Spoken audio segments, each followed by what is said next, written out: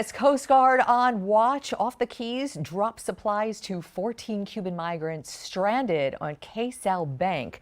Another 83 people were repatriated to Cuba, intercepted off the Florida's coast this week. The surge of desperate people has slowed a bit. The surge of resources, federal and state, have not. This week, Senator Rick Scott was the latest lawmaker to tour the Keys portion of the national immigration focus.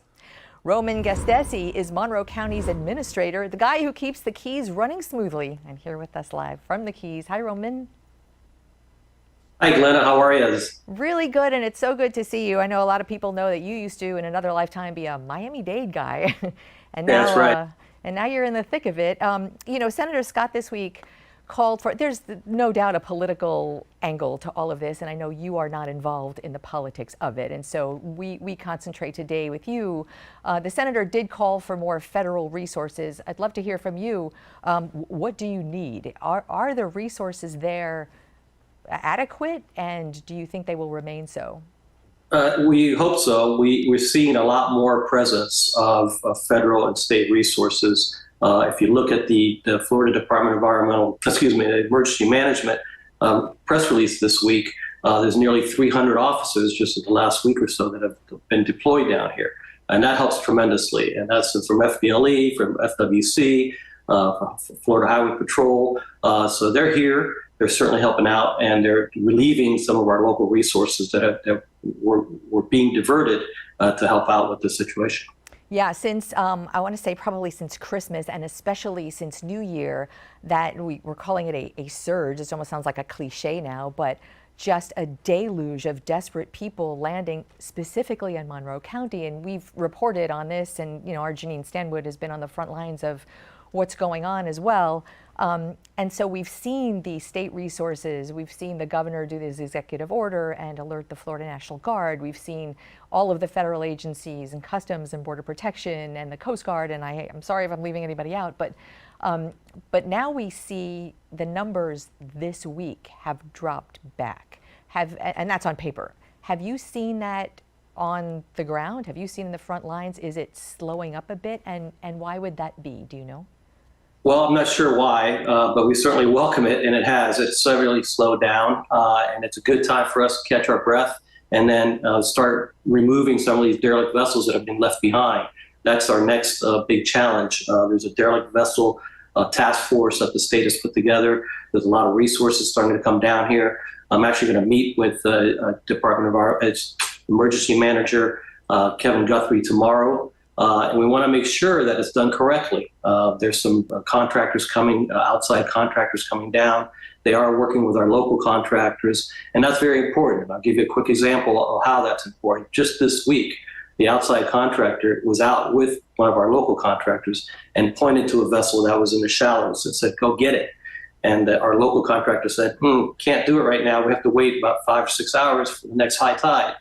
So we don't ruin the seabed and the seagrasses. So those are the kind of things that this little law, if you will give us an opportunity to go out there and start doing some of these the derelict vessel removals. So that's really interesting. I don't think, as we talk about, you know, this is sort of a national security and a humanitarian two-pronged issue. We really haven't talked about the environmental aspects of it that you bring up. That's pretty eye-opening.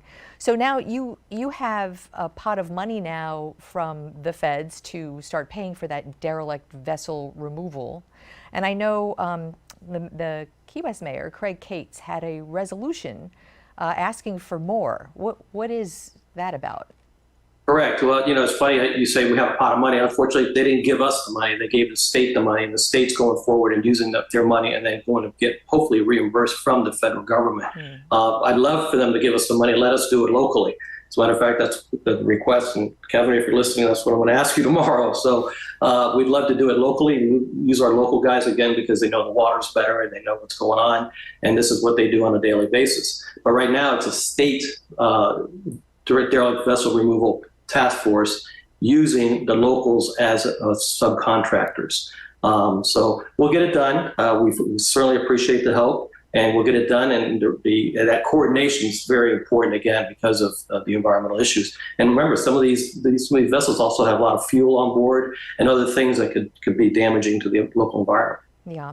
You know, last week we had Miami-Dade Superintendent of Schools. We have the numbers from both Miami-Dade and Broward, a real significant uptick in children entering the schools, migrant children. No questions asked. The job is to admit and support and educate. I don't have the numbers from Monroe County, and I'm interested to hear if you have seen schools admitting children, because from what Miami-Dade superintendent said, a lot of these families move north, mostly to look for more affordable housing, which is where their children end up going to school. What have you seen? I haven't noticed, and I haven't talked to this local superintendent, school superintendent. So I'm sorry. I just don't know if there's any numbers going up. But okay, you have to. fair enough. And just so everyone knows, I don't give away my questions, and so I totally don't mean to put you on the spot. But that's something that we found really interesting about the trajectory of that. Another real focus for us was the Sheriff's Department. Sheriff Rick Ramsey a couple of weeks ago said how much better it is to now have the state highway patrol in, so that the Monroe sheriffs can go back to doing what Monroe sheriffs do. How is that going? That's going a lot better. As a matter of fact, he was on the radio this week and said that it's going a lot better. And just 2 weeks ago, I don't know if he was on your show, and a little story that he was going to the radio show, and there was a lady that sped. He's in an unmarked car. I just gave it away. And somebody sped right next to him, and he stopped the lady and asked for backup because he was going to another appointment.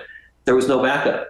His own guys couldn't back him up because there were 3 migrant landings at the time. It was like 2-3 weeks ago when we had that surge. So he doesn't have that anymore. Now we got about 31 Florida Highway Patrolmen that are helping out, which is great for the migrant issues. But for those that are visiting down here, be careful because there's a lot of highway patrol down here. So hint, hint. All right. So in the 30 seconds we have left, you've got the platform. What more do you need? I think we're good right now. We're monitoring it. Of course, the Coast Guard is great. They're out there monitoring it, and everybody's working together. That task force is working together. There's that Homeland Security task force that was put together. Our emergency manager is in daily contact, sometimes more than once a day. So I think we're doing well right now. And see if we have a surge, and if we need more resources, we hope to get those. You'll let us know. Absolutely, and congratulations. I think this is the first time. It is the first time since Michael retired, and you're doing a great job. Congratulations. Thanks, Roman. All right, I think you make one of our promos. I appreciate that a lot. Thank you. Great to see you. Thanks for being with us. Bye-bye now. All right.